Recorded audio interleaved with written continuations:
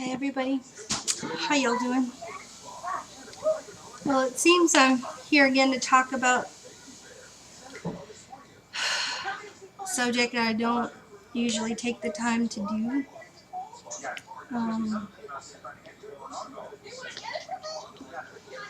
I'm going to really get more in depth about riots and rioting in my video with Think On It Now.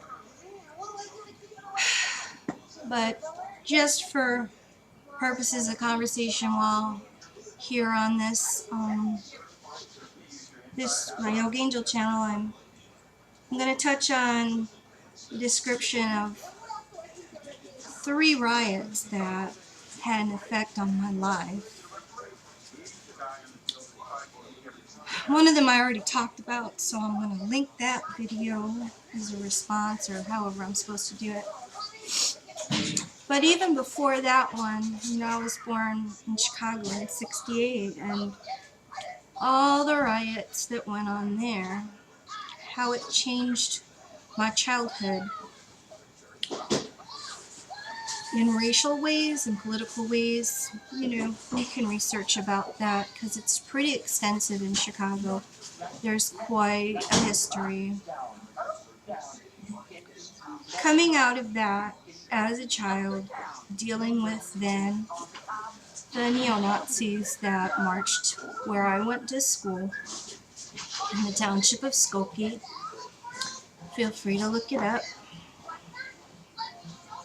It was incredibly difficult as a child to feel safe because they were coming for not necessarily personally myself, but absolutely the people whom they could hurt most deeply. And I am a member of that community and did go to the school, a Jewish school, where they were making their presence well known. So that was my childhood involvement with it. That's the second one. The third one I'm going to mention has to do with when I lived in California. The summer that Rodney King was beaten. I lived north of Los Angeles in San Luis Obispo, California at the time. And Thursday night after that all happened, first of all, I'll say, what happened was actually right around my great aunt's house. She'd had a house there since, I think, the 40s and 50s. They bought that house. And she was 2 blocks away and had remained safe, luckily. She doesn't have that house any longer. She lives somewhere else. So she got to tell me from her own personal experience what that was like. Incredibly horrific. Really frightening.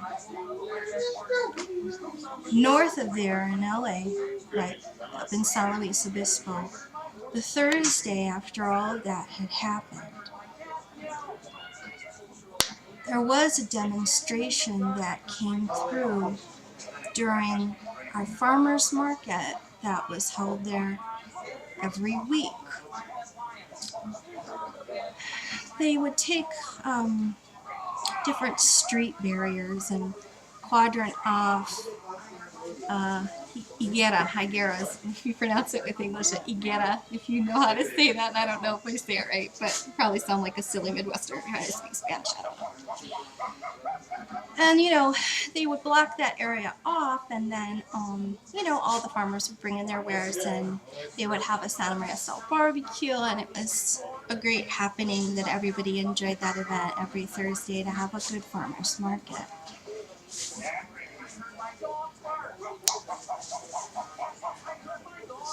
Before sundown, the demonstration came through from one end of the street to the other, and I caught it quite early. The first 3 rows of people, and there were, I'd say 10 to 12 rows people back, walking, connected hand to hand.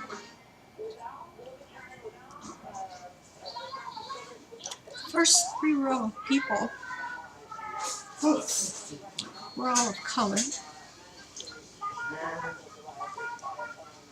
and they were all men. And I looked at that first row, and I had the loving audacity. I am so sorry, but I looked at one particular man's face right in the eye, and I said, "May I have your hand?" I'll never forget the look in his eyes. It was more than simple surprise, but also embarrassment that I would ask him that, and fear that his friends might be mad. And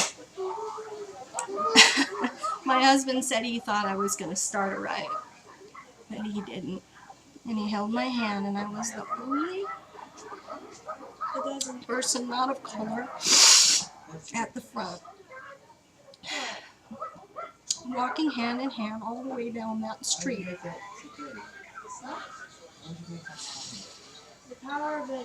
I'll never know why he accepted my hand, except that it wasn't about color, it was about justice. And I didn't mean to do it as a form of proof of that or something, but people later told me that that's what that symbol meant.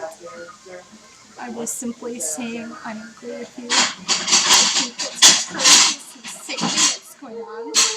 I don't want that part of the town that I live in. I'm going to make sure everybody knows.